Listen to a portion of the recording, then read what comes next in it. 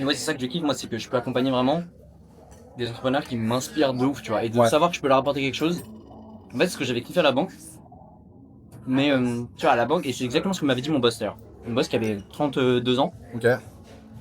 Vraiment un crack, tu vois, trop fort dans ce qu'il fait. Enfin, numéro 3 d'une banque privée à 32 ans, ça m'arrive jamais. Ouais. Et en gros, il m'avait dit, et il est très jeune, tu vois, il sort énormément, il fait énormément de fêtes, et c'est là où il a rencontré tous ses prospects, et tous ses, voilà. Bref.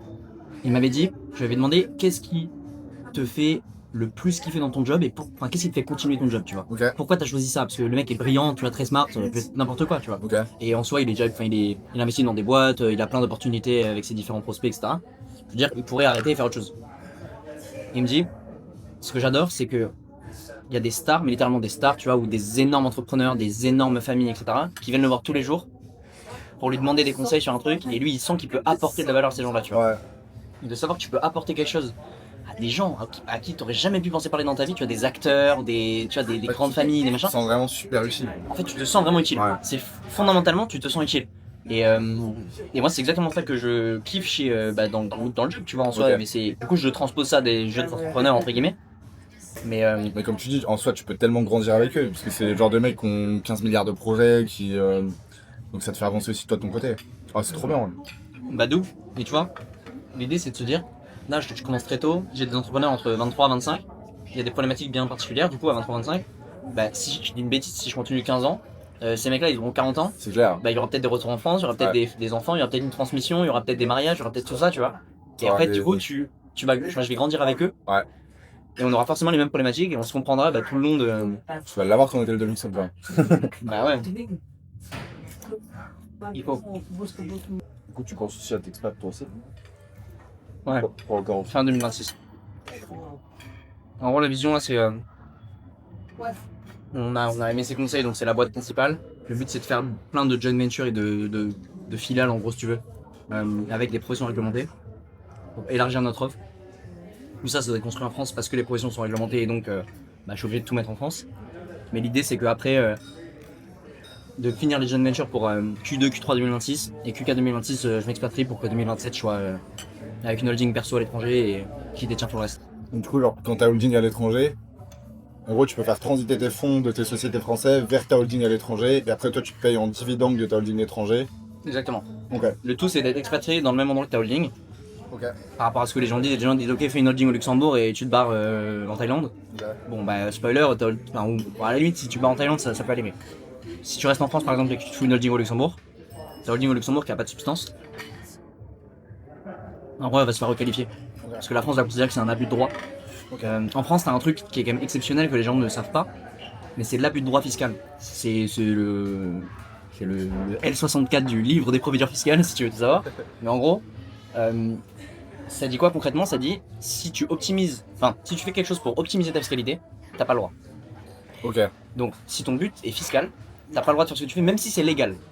C'est ça qu'il faut vraiment comprendre, c'est qu'un montage légal mais qui a un but purement fiscal est illégal Ok.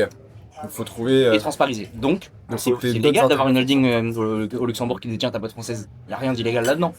Mais à but de droit. Parce que but principalement fiscal, parce que si pas de substance économique au Luxembourg, pas de bureau, pas d'employés, pas de tout ça, quel intérêt au Luxembourg d'avoir une holding plutôt qu'en France Ok. fiscale? C'est ouf. C'est comme, je sais plus si c'était toi ou ton associé qui avait fait un truc sur un mec qui s'était fait requalifier parce que sa meuf était en France. C'est moi.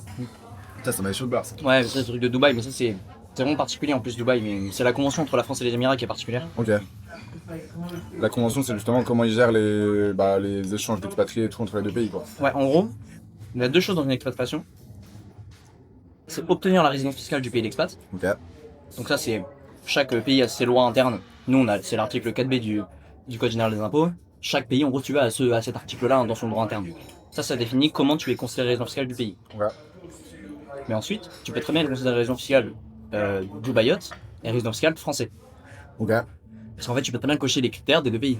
Ok. Et si tu coches les critères des deux pays, il y a un conflit de résidence, tu peux pas avoir une double résidence fiscale. Donc en fait, on va regarder la convention qui a été rédigée entre les deux pays. C'est un accord entre les deux pays qui a été rédigé et qui détermine ton unique résidence. Il y a 4 nouveaux critères successifs. Et c'est ça qui détermine ton unique résidence. Donc le problème, c'est que d'habitude, dans toutes les conventions, tu as ces 4 critères, ces 4 fameux critères. Donc c'est assez simple, ça tranche facilement. Et si tu t'es vraiment expatrié je sais pas, en Estonie par exemple, bah, ces 4 critères vont faire que normalement tu tombes bien du côté estonien et pas français. Ok. Mais Dubaï c'est particulier parce que rapidement en gros c'est comme si on regardait pas ces 4 critères et que la convention a dit bah si la France t'a considéré résident fiscal à un moment, Tu es français. bah t'es français, Ok. enfin t'es résident fiscal français. Donc Ils prennent toujours le dessus, quoi. voilà. Donc c'est vraiment particulier, c'est pour ça que ce qui est arrivé là, l'histoire dont je parlais dans le réel, ça aurait jamais pu arriver dans un autre pays. Parce qu'en fait, l'autre pays aurait pu le considérer. Enfin, si c'était arrivé en Estonie, s'il était expatrié en Estonie et copine en France, ça aurait déclenché un conflit de résidence. Mais la convention aurait fait que, logiquement, s'il était vraiment expatrié, bah, il y aurait eu résidence estonienne. Ah ouais, ok. Donc, t'es obligé de faire du sur-mesure, hein, c'est que des cas. Enfin, il n'y a pas de règles qui s'appliquent vraiment à tout le monde. Ouais. Il y a quand même des critères qui sont assez clairs. Mais effectivement, après, il faut les adapter à la personne. C'est vite du sur-mesure. Mais bon. Après, tu vois, tu peux aussi. Enfin, ça peut être du sur-mesure si tu as un besoin vraiment urgent, etc. Mais en soi, c'est pas non plus.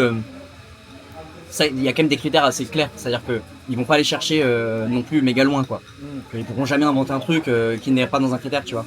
Donc, si tu connais les critères et que tu comprends les critères, et que t'as un peu de bon sens pour les appliquer à ta situation, Oui, ça reste. logiquement, ça le fait, tu vois. Genre, faut juste. Ouais. En France, déjà, faut pas être si loin en France. Ah, c'est pas vraiment ça. Et les 6 mois, c'est un peu un mythe. En gros, le critère temporel, les fameux 6 mois et 1 jour, dont tout le monde parle, déjà, c'est un critère subsidiaire. Donc, c'est un critère qui vient en second temps, si tu veux, c'est pas du tout le premier truc. Et en plus, c'est relatif. Oh, merde. Ouais, du coup, tu disais. Ouais, pardon. Du coup, critère relatif. Donc, en gros, c'est pas le fait de passer 6 mois et 1 jour, c'est le fait de passer plus de temps en France que dans n'importe quel autre pays. Si t'es un digital nomade et que tu fais 2 mois partout et que tu fais 3 mois en France, t'as pas resté 6 mois en France, mais t'es resté plus longtemps en France que dans l'autre pays.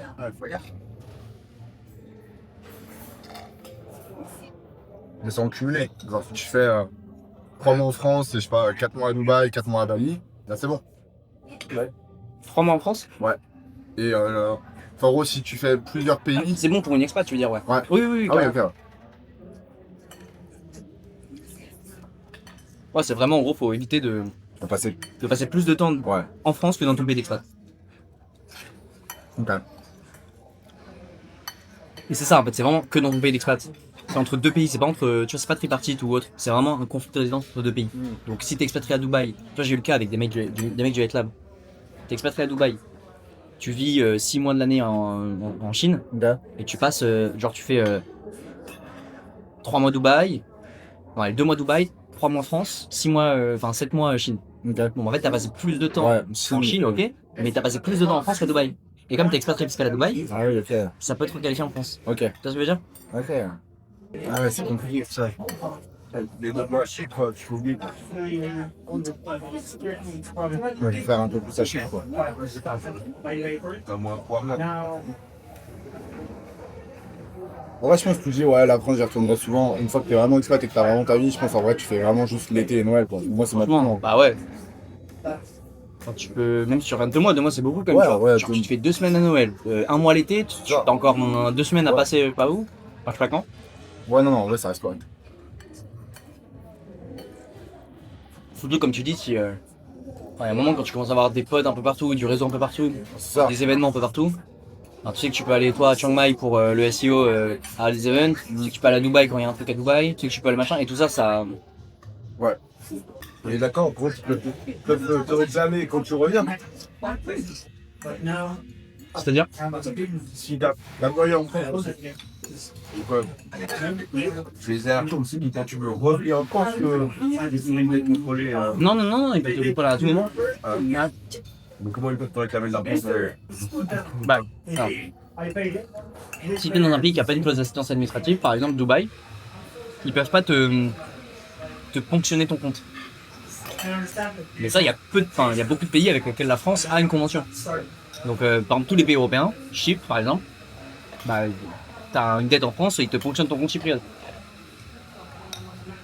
Et Et après, c'est le truc de bah, si un jour tu reviens en France, ou j'en sais rien, si t'as une boîte qui traîne en France, un truc qui traîne en France, enfin, ils vont tout te saisir quoi. Mais ça arrive souvent des contrôles fiscaux sur des boîtes étrangères. En fait, c'est pas sur la boîte étrangère, c'est sur ta personne physique. Et chaque contrôle peut en déclencher un autre. C'est-à-dire que moi, j'ai des cas où les mecs sont contrôlés sur la TVA internationale. Alors, ils sont à Dubaï, ils ont pas payé la TVA en France, ils ont pas reversé la TVA en France, donc ils sont contrôlés. De ce contrôle TVA déclenche un contrôle de compta pour voir si en fait est-ce que la compta est bien faite, est-ce que tout ça est bien fait à Dubaï. Et potentiellement en France s'ils ont une boîte en France. Et de ce contrôle de compta en France peut déclencher aussi un contrôle de résidence fiscale, contrôle personnel. Où là, est-ce qu'il est vraiment expatrié à Dubaï et est-ce qu'en fait il est pas fiscalement juste domicilié à Dubaï mais en vrai il vit en France, tu vois. Et en fait chaque les contrôles fiscaux sont déclenchés sur des éléments comme ça, enfin genre... Exactement. Il y a plusieurs red flags, enfin alarmes tu vois, du fisc. Il y a par exemple un truc qui est sous-estimé, c'est les partenaires avec lesquels on bosse. Ouais, voilà, ouais. Genre, tu bosses beaucoup avec un mec qui se fait contrôler fiscalement. En fait, ils vont contrôler toutes les personnes avec qui ce mec bosse régulièrement. Avec qui ce mec fait des trucs. Parce que, j'ai une bêtise, si ce mec il fraude énormément, ils peuvent se dire, attends, en fait, tous les mecs avec qui il bosse, bah potentiellement, c'est des mecs dans la partie aussi, tu vois. Donc en vrai, ils vont contrôler tout le monde. Pareil pour l'expert comptable. Un expert comptable qui se fait contrôler, c'est rare, très rare. Mais s'il se fait contrôler et qu'il s'avère que en fait pour ses clients, pour un de ses clients il a fait de la merde, ils vont aller voir toutes les personnes de tous ses clients. Ouais. Ah ouais, ça c'est ma peur ça. Un contrôle fiscal, même si tu penses en fait que t'as fait les choses bien, je pense que t'as toujours des merdes, des trucs qui traînent et... Voilà, après, c'est toujours pareil. Les avocats sont là pour ça aussi. Ouais. Ce qui est terrible, moi ce qui me choque en fait en France, c'est que c'est le... Comment dire, la malveillance administrative. Ouais. C'est-à-dire qu'en fait, l'administration fiscale française peut être parfois, selon les contrôleurs, malveillante dans ses contrôles. C'est-à-dire que moi j'ai vu des décisions du fisc où vraiment les contrôleurs disent une connerie, te regardent dans les yeux, ils te disent une connerie qui n'existe pas, c'est un truc complètement faux. Et ils te requalifient, en gros, ils te contrôlent, ils te redressent là-dessus. Alors c'est complètement faux. Et tu sais qui c'est complètement faux. Mais comme il a dû trouver quelque chose et chercher quelque chose, bah en fait t'es obligé d'avoir ton avocat qui va contester le truc. In fine tu vas avoir gain de cause. Parce que bon, c'est pas non plus... on n'est pas non plus dans une république bananière, tu vois. Mais, putain, enfin... Ouais, non. Moi j'ai une avocate là, avec qui je bosse beaucoup. Ah bah excuse-moi. J'ai une avocate avec qui je bosse beaucoup, qui... je sais pas si vous avez entendu parler des SAS à l'IR. En gros, bref, il y avait un sorte de flou juridique sur les SAS à l'IR, SASU à l'IR par exemple. En gros, les mecs, ils pouvaient bénéficier... Enfin, si tu veux, dans une société à l'IR, en gros, t'es imposé sur la totalité de ce que tu génères, enfin sur la totalité de ton bénéfice, au titre de l'impôt sur le revenu. Donc en gros, tu fais 200 000 euros de CA, 100 000 euros de charge, t'as 100 000 euros dans ta boîte, tu vas être imposé sur ces 100 000, peu importe que tu te les verses ou non. Et t'es imposé sur l'impôt sur le revenu, il n'y a pas d'impôt sur les sociétés, tu vois. Bon bref, en gros, il y avait un glitch un peu, d'avoir un flou juridique de l'administration fiscale qui permettait de payer en gros très peu d'impôts dès que tu avais une SAS à l'IR. Parce qu'en fait, tout ce que tu touchais n'était ni considéré comme des salaires, donc pas de charge sociale sur les salaires, ni considéré comme du dividende, donc pas de charge sociale sur le dividende. Donc en gros, tu payais juste l'impôt sur le revenu et tu payais pas toutes les charges sociales, tu vois. Donc c'était vraiment fort. Il y avait beaucoup de gens qui utilisaient ça et beaucoup de comptables d'experts comptables qui leur balançaient à tous les clients, vas-y, faites ça, faites ça, faites ça. Problème, évidemment, c'est un gros manque à gagner pour l'État. Et comme c'est un flou juridique, et en fait, si tu veux, l'URSSAF disait ah non, mais ça à la DGFiP de contrôler, et la DGFiP disait ah non, c'est à l'URSSAF de contrôler, ils se renvoyaient la balle. Bon, ben là, en ce moment, il y a énormément de contrôles. Moi, j'ai une avocate qui bosse beaucoup sur ces sujets-là et qui a plein de contrôles là-dessus. Le contrôleur, il n'y a pas un contrôleur fiscal qui lui dit la même chose. En fait, dans les redressements, t'en as qui disent bah en gros il fallait payer 17,2% de charge sociale parce que ça correspond au dividende. Il y en a qui disent que bah non c'était 9,7 parce que ça correspond au salaire. Il y en a qui disent bah non en fait c'est 0 parce que c'est un flou. Ouais, même de leur côté c'est pas clair. Eux ne savent pas, tu vois. Et je peux t'assurer que dès lors qu'il y aura une décision qui va sortir et qu'en gros l'administration fiscale va enfin se décider à dire bah c'est ça et c'est comme ça que ça marche, tout le monde va se faire contrôler et tout le monde va devoir payer ça. Alors que c'était impossible de le savoir, tu vois. Et moi c'est ça qui me fait chier, c'est la malveillance, tu vois. C'est genre on fait les choses qui sont floues, c'est pas clair, tout le monde sait que c'est pas clair, et tu vas contrôler, aller faire chier les gens qui ont utilisé ce truc-là. Alors c'est eux qui l'ont mis en place. C'est eux qui l'ont mis en place, tu vois. Donc bon, c'est un peu... Et ils peuvent revenir combien de temps d'arrêt 10 ans. En fait, non. Bon, en fait, ça dépend. Tu dis 10, c'est le maximum. En général, la norme, c'est 3 ans. Et si c'est activité occulte ou soupçon de fraude, etc., ils peuvent monter jusqu'à 10. Dans la pratique, s'ils veulent monter jusqu'à 10, ils peuvent. Et puis même la charge mentale que tu dois avoir quand t'as un contrôle fiscal. t'as déjà pas mal de charge mentale quand t'es entrepreneur, t'as déjà plein de trucs à gérer et tout. Et genre là, tu reçois la lettre comme quoi tu vas te faire contrôler. Bah déjà, si jamais ça vous arrive les gars, faut déjà vous m'envoyer un message.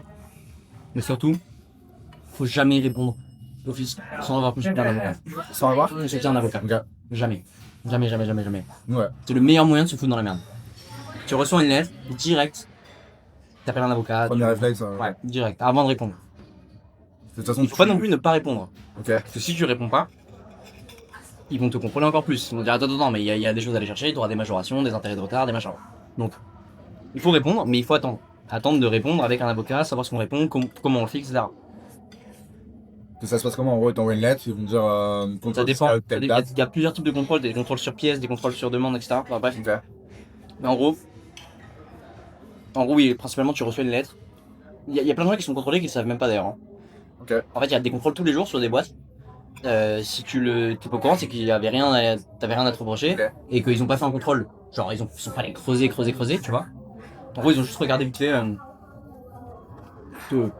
contrôle de compta, ou tu vois, ils ont fait un match-up entre ok, il a déclaré tant de TVA, il a déclaré tant de CA, est-ce que c'est bon, est-ce que tout est ok, machin, tu vois, dans leur truc.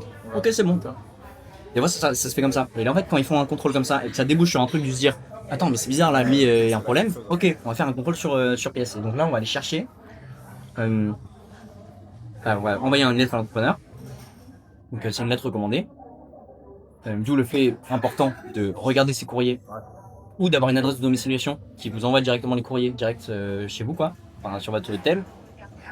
Parce que si tu le loupes, pareil, c'est considéré comme une non-réponse. Et donc, ils vont dire attends, il y a un soupçon de fraude, etc.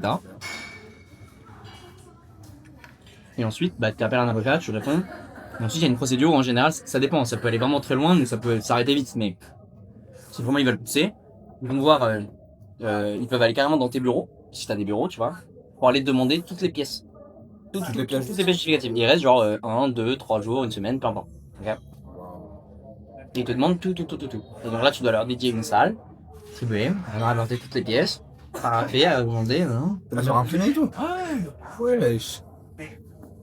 Et donc, bon, il y a plein de types de contrôles. Des fois, des fois, les mecs ils viennent même pas et en fait, tu leur envoies juste les trucs en mail et ça passe. Enfin, ça dépend. Si t'as une boîte en ligne, ils vont rien contrôler, t'as pas de bureau, quoi.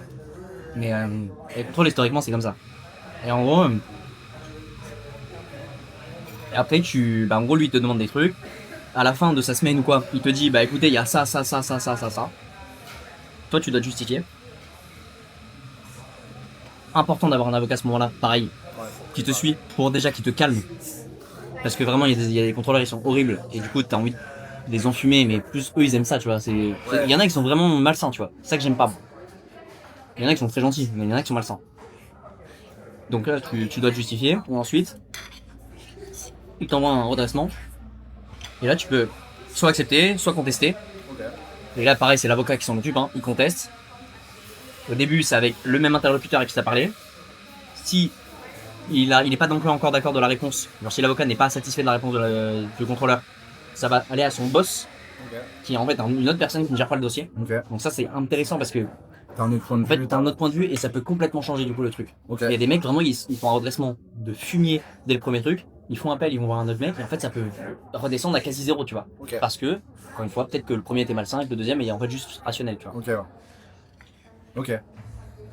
D'où le fait que c'est pas perdu qu'on a un contrôle et qu'il faut vraiment se faire accompagner par un avocat parce que ils peuvent te faire gagner beaucoup d'argent. Ouais, c'est clair.